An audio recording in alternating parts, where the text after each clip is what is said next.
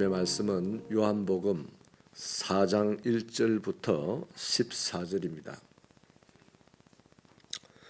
요한복음 4장 1절부터 14절 말씀 한 절씩 교독하겠습니다. 예수께서 제자를 삼고 세례를 베푸시는 것이 요한보다 많다 하는 말을 바리새인들이 들은 줄을 주께서 아신지라.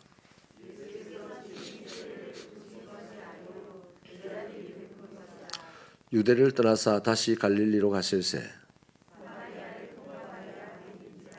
사마리아에 있는 수가라 하는 동네에 이르시니 야곱이 그 아들 요셉에게 준 땅이 가깝고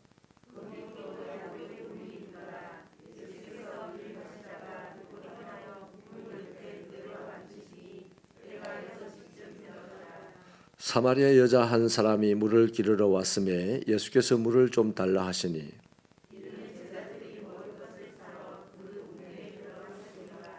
사마리아 여자가 이르되 당신은 유대인으로서 어찌하여 사마리아 여자인 나에게 물을 달라 하나이까 하니 이는 유대인이 사마리아인과 상종하지 아니함이르라.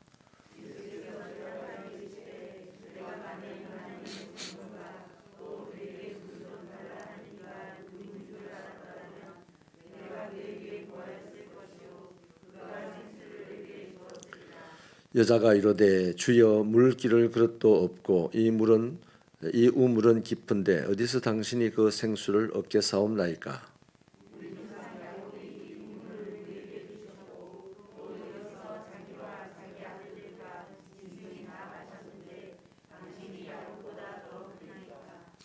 예수께서 대답하여 이르시되 이 물을 마시는 자마다 다시 목마르리니와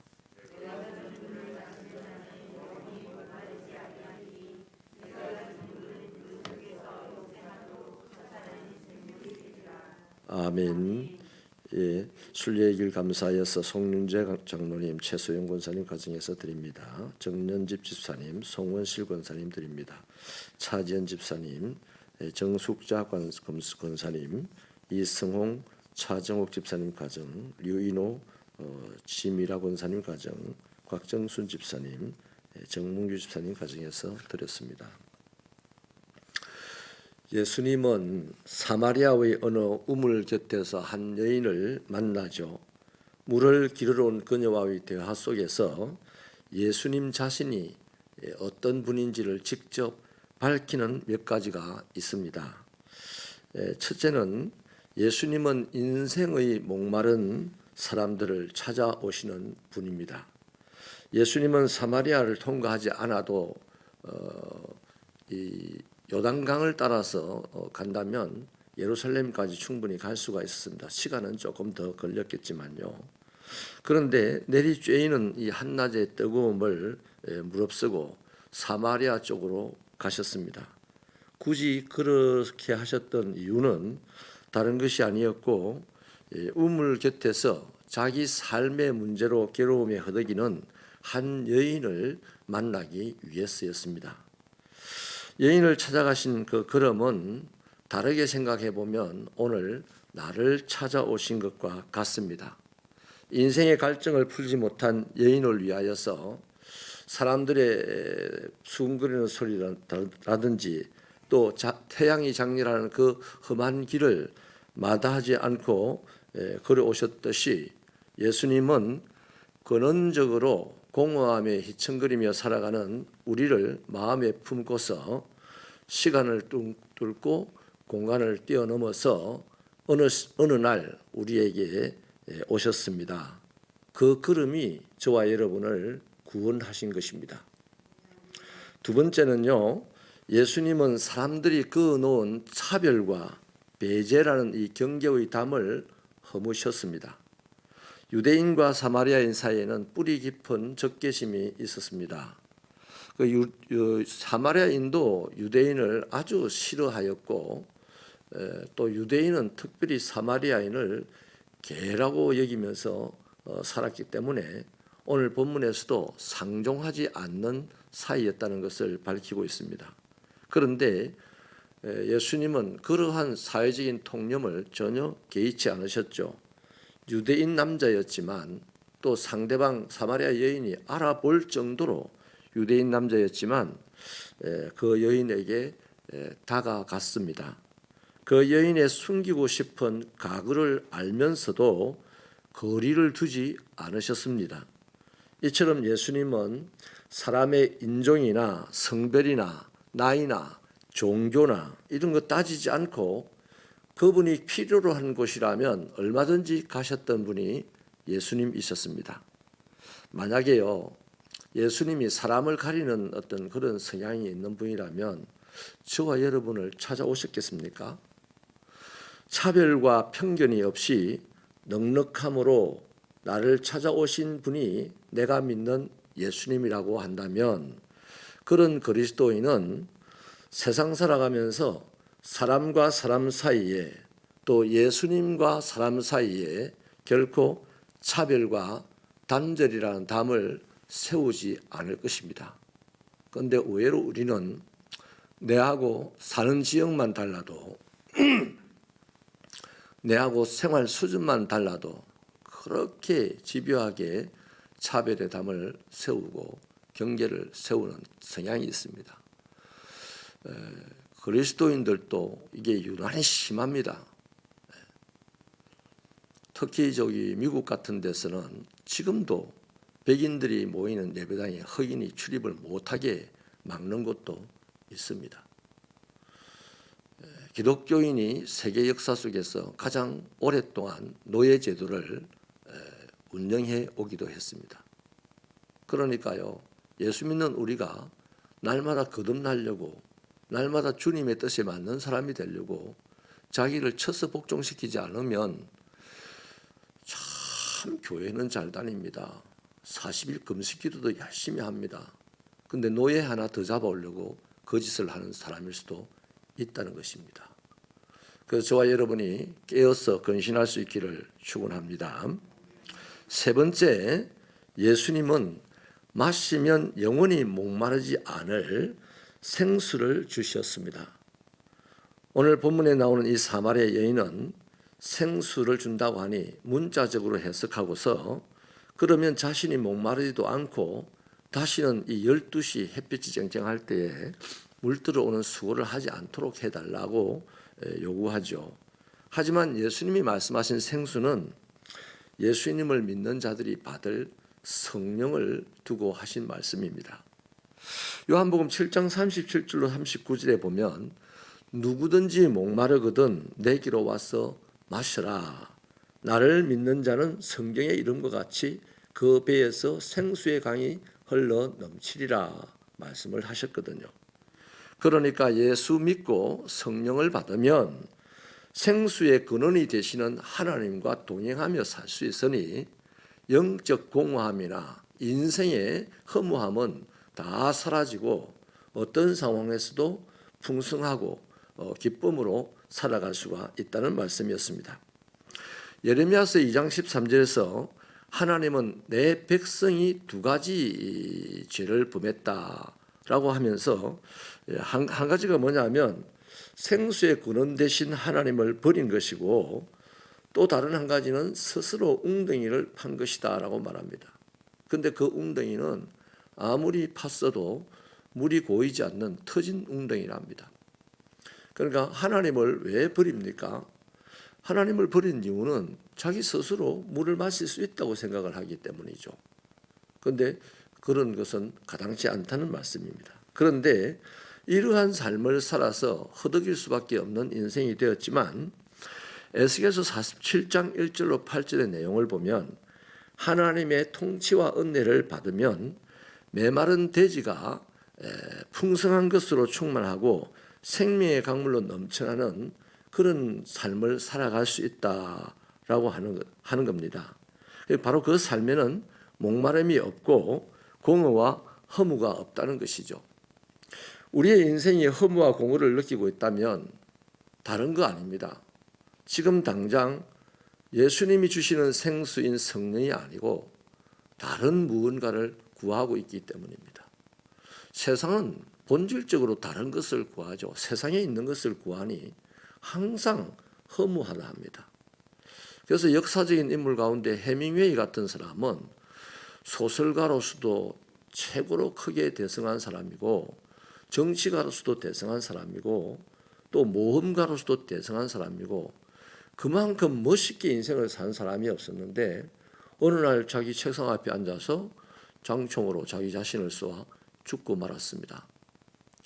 그 사람이 쓴 소설의 마지막 부분들을 다 보면 그냥 인간은 허무하다라는 내용이 요지입니다. 그 사람이 그렇게 희망을 찾았어요. 그래서 노벨상까지 받은 사람 아닙니까? 그런데 내용은 허무하게 다 정리가 되고 있습니다. 본인이 허무함을 느끼니 그 속에서 나오는 것은 허무할 것이고, 그 사람에게 배우는 사람들도 학식은 풍성해질지 모르겠지만 남는 것은 허무한 것밖에 없다는 것이죠. 세상은 그런 겁니다. 그런데 문제는 이제 하나님의 사람들이 모인 교회도 그런 사람이 엄청나게 많다는 겁니다. 아니, 다 그런 사람이 아닐까 싶어요. 오늘 여러분이 성령을 구합니까? 성령을 구하면 하나님은 구하는 자에게 주신다 했습니다. 성령을 받으면 그 사람은 하나님과 동행하며 풍성한 삶을 누리게 되고, 하나님이 요구하시는 것처럼 항상 기뻐하고 범사에 감사하고 쉬지 않고 기도하는 사람이 얼마든지 될 수 있어요. 그런데 이게 어려워요. 어려운 이유는 성령을 구하지 않기 때문에 어려운 겁니다. 그러니까 예수 믿는 교회가 또 성도 개개인이 성령을 구하지 아니하고 다른 무엇을 구한다면 그만큼 본인이 느끼는 인생은 허무하고 공허한 겁니다. 그런데 성령을 구하여서 하나님의 성령을 받고 하나님을 알아가며 하나님과 동행하는 사람은 가난에 처해도 가난이 별로 힘들지 않아요. 그 가난이 자기의 기쁨을 빼앗아가지 않습니다. 육신이 연약하여도 그 연약함이 자신을 별로 두렵게 하지 않습니다. 그 두려움이 그에게 있는 하나님 주신 기쁨을 빼앗아가지 못하거든요. 우리가 이런 것을 목표로 하고 하루 신앙생활을 하면, 예수 한 30년 믿으면 세상 사람들이 말하기를 하나님 이렇게 할 것 같아요. 그럼 우리는 뭐라 하겠습니까? 나는 하나님이 아닙니다. 바울이 그랬지 않습니까?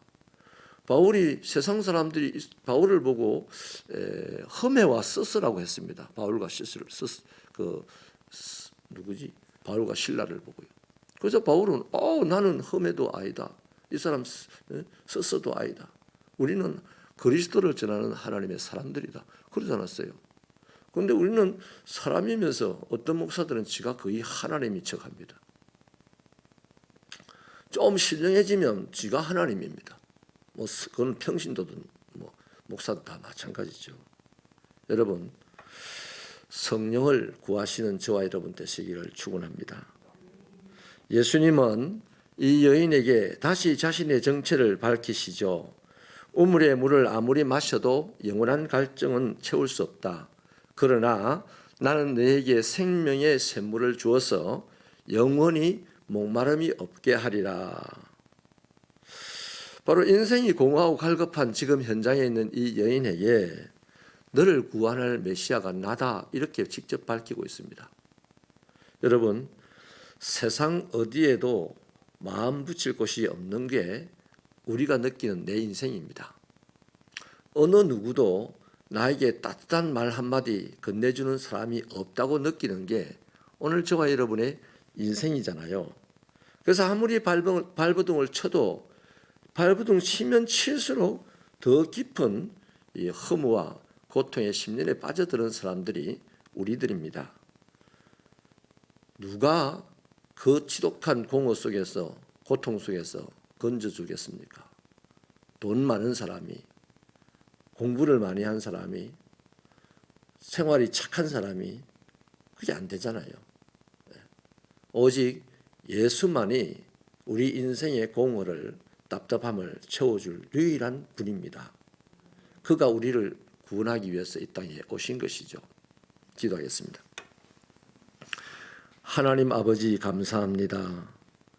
가만히 나를 돌아보면 참으로 허무함과 공허함만 느끼며 우두커니 살다가 두려움 가운데 죽을 수밖에 없는 우리들인데 이런 우리를 오셔서 툭 치심으로 내 현재가 어떠며 내 존재가 어떠함을 깨닫고 나에게 당신이 필요합니다 하는 사실을 알려주시고 그것을 고백하게 하셔서 하나님의 말씀으로 인생을 바라보며 담대하게 살아갈 수 있는 하나님의 자녀가 되게 하여 주신 것을 감사합니다.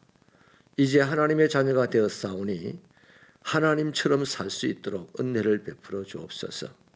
이를 위하여서 성령을 날마다 구하는 자가 되게 하시고 성령의 목마른 자가 되게 하여 주옵소서. 아버지 하나님, 성령으로 충만한 사람은 그 속에서 생수의 강이 흘러 넘쳐서 사람들이 마시는 물이 아니라 하나님의 은혜를 공급하여 세상을 살만나게 한다고 말씀하셨사오니 우리가 그런 그리스도인 되게 하여 주시옵소서. 예수 믿고 세상에서 살 때는 그 욕심을 내려놓고 예수 믿고 예수님을 닮아가는 욕심으로 오늘 하루를 살아 아버지 하나님께는 큰 영광이 되고 세상 사람들에게는 소망이 되고 내 자신에게는 기쁨이 되는 그런 신앙생활이 되도록 도와주시옵소서. 하나님, 이런 신앙생활을 방해하는 것이 물질입니다. 또 육신의 건강 문제입니다. 인간관계의 훼손입니다. 하나님, 이 모든 것들 우리의 힘으로 풀어낼 수 없으니 오늘 하루를 살아가는 동안에도 하나님의 지혜로 하나님이 보내신 성령님으로 천군 천사를 동원하여 우리를 지키시고 인도하여 주실 줄 믿습니다. 우리는 다만 성령을 구하며 한 걸음 한 걸음 나아가는 자가 되게 하여 주옵소서. 예수님의 이름으로 기도하옵나이다.